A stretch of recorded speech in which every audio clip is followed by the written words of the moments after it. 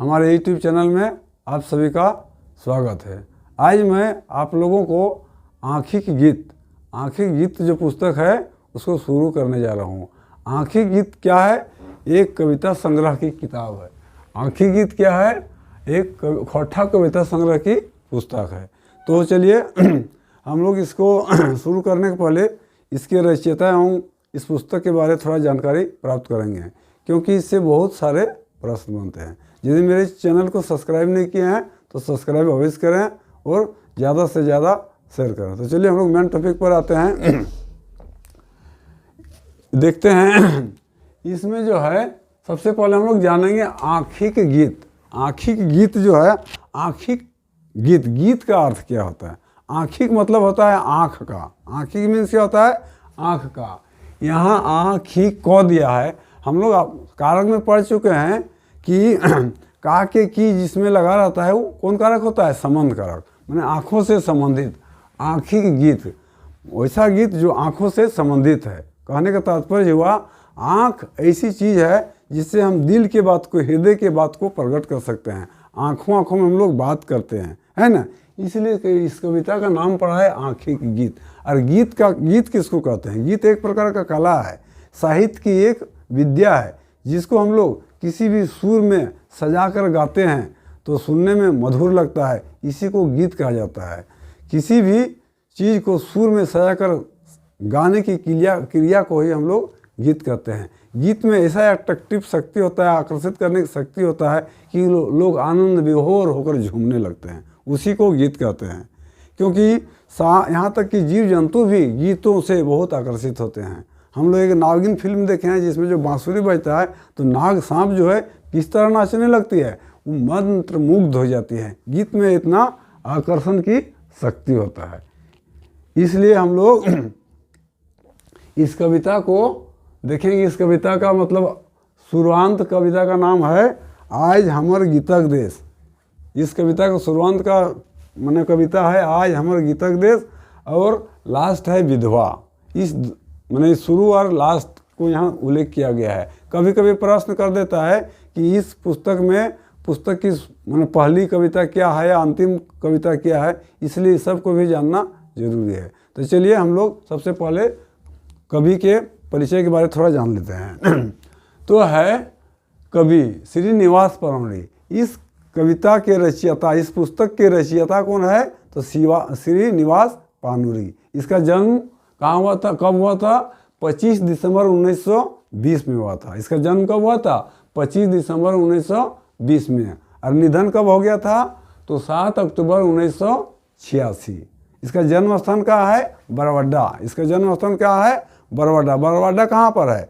आप लोग तो चांची जानते होंगे। यदि वाटर बोर्ड का नाम सुने हैं, झरिया वाटर बोर्ड, तो वहाँ से लगभग 20 किलोमीटर पूरब में जीटी रोड के सामने का गांव जो है उसको बरवाडा बोलते हैं। और धनबाद से लगभग 4-5 किलोमीटर उत्तर आने से ये स्थान हमको मिलता है, यानी बरवाडा। तो श्रीनिवास पानूरी का जन्म इसी बरवाडा में हुआ था। ये लोकल आदमी है, ये कोई बाहरी विदेशी नहीं है, ये लोकल आदमी है, खोट्ठावासी है। ठीक है। इसके माता पिता का नाम भी पूछ देता है कि इसके पिता का नाम क्या था या इसके माता के नाम क्या था। तो इसके पिता का नाम क्या था? शालिग्राम पानूरी। इसके पिता का नाम क्या था? शालिग्राम पानूरी। और माता का नाम था दुखनी देवी। इसके माता का क्या नाम था? दुखनी देवी। अब घर का पुकारू नाम इसका था चीनिवास। पुकारू नाम किसको बोलते हैं? जैसे घर में हम लोग का जो असली नाम रहता है उसको लोग कभी दुलार से या कभी अपभ्रंश करके दूसरे टाइप का बोल लेता है। जैसे उदाहरण के लिए मान लेते हैं कि एगो लड़की है तारूबाला, एगो लड़की का नाम क्या है? तारूबाला। तो उसको घर में प्यार से कोई तारूनूनी बोलने लगता है। या अपभ्रंश करके गांव के लोग तरुआ बोलने लगता है, कहता है ना। इसी तरह पुकारू नाम जो गांव घर में पुकारा जाता है उसी का नाम पुकारू है। तो पुकारू नाम में क्या श्रीनिवास पानूरी को क्या कहा जाता था? चीनिवास। ठीक है। अब आता है प्रकाशक और भूमिका लेखक। प्रकाशक और भूमिका लेखक मैंने इस किताब को कौन प्रकाशन किया है, इसके लेखक तो इसके कौन लिखा है, मैंने छपाई किया है। तो इसका लेखक है नारायण महतो। क्या है लेखक इसका? नारायण महतो, मैंने प्रकाशक इस किताब को छपा है नारायण महतो ने। वो नारायण महतो कौन थे? एक वकील थे जिसको हम लोग क्या बोलते हैं? लॉयर। इसको क्या बोलते हैं? लॉयर। तो ये एक नारायण महतो एक लॉयर थे। प्रकाशन वर्ष इस किताब का मैंने छपाई किस वर्ष प्रकाशन हुआ?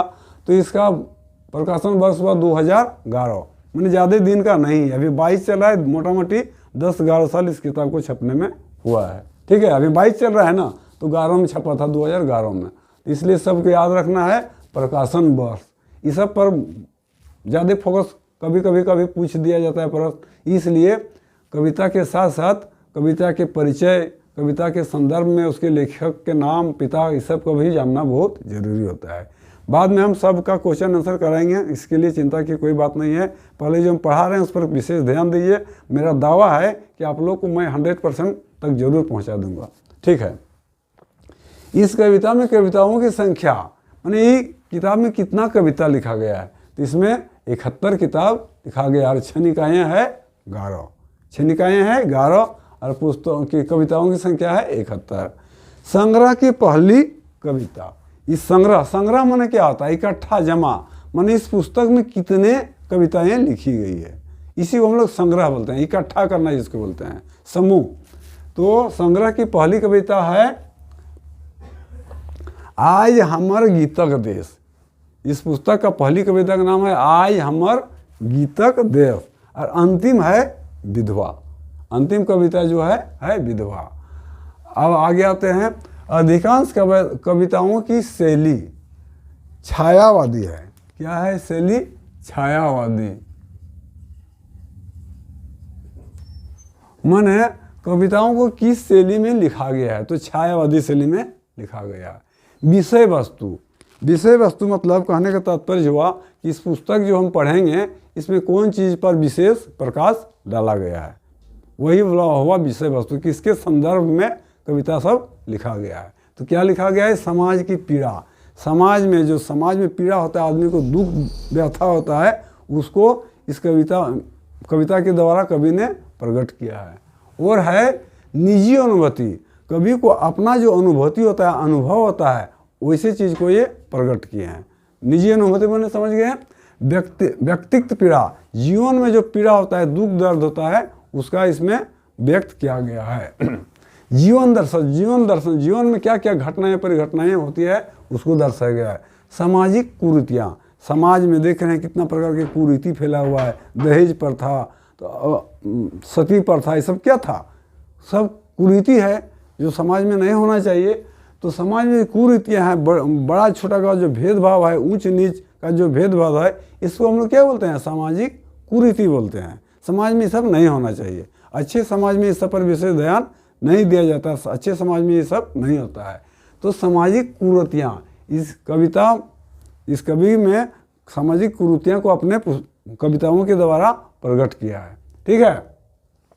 नैतिक पतन, नैतिक पतन मतलब क्या होता है? नैतिक मतलब होता है नैतिक पतन मतलब जो उसका भाव गिर जाना, दूसरों के आदर सम्मान का भाव जो नहीं रहता है, जिसमें उसको बोलते हैं नैतिक पतन। माने समाज में जो बड़ों के साथ कैसा आदर व्यवहार करना चाहिए, इस सब का जहाँ पतन हो जाता है तो उसको हम लोग बोलते हैं नैतिक पतन। जो आदमी को उचित चीज़ है उससे हट के जब आदमी लीक से हट के काम करने लगता है, उसी को कहते हैं नैतिक पतन। नारी दुर्दशा, नारी दुर्दशा क्या चीज़ है? समाज में देखिएगा, नारी को घर के अंदर चारदीवारी में बंद करके रखता है। क्यों भाई?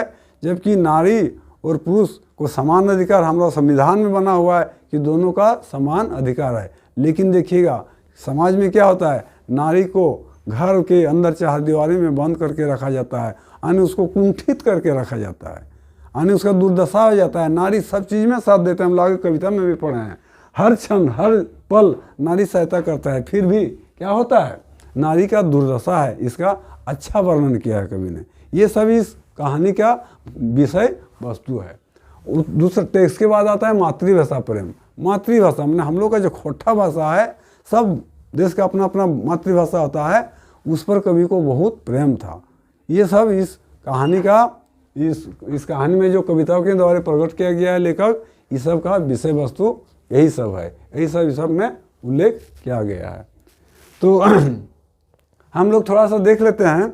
हम लोग आई हमर गीत गीतक देश, ये जो है ना, इस कविता को पढ़ेंगे। इसका सार है, कभी अपने खोटा भाषा में, खोटा भाषा को, कभी अपने खोटा भाषा को वैसे सुंदर और सुगंधित फूलों के साथ तुलना किया है, वैसे सुंदर और सुगंधित फूलों से तुलना किया है, जिसकी ख्याति यानी प्रसिद्धि, जिसकी प्रसिद्धि पाठक रूपी भंवरा, पाठक रूपी भंवरे को आकर्षित करता है। पाठक रूपी भंवरा मतलब क्या? जिस तरह फूल में भंवरा आकर्षित होता है, इसी तरह कभी अपने कविता को इस तरह लिखा है कि जो पाठक है, जो संगीतकार मैंने क्या बोलते हैं, रसिक है, पाठों को पढ़ने का रसिक है, जो उसका आशिक है, उसके लिए वो आकर्षित होने लगता है। इस कविता का यही वाला सार है। इसको हम लोग अगले वीडियो में क्या करेंगे, कल विस्तृत रूप से हम लोग आज हमर गीतक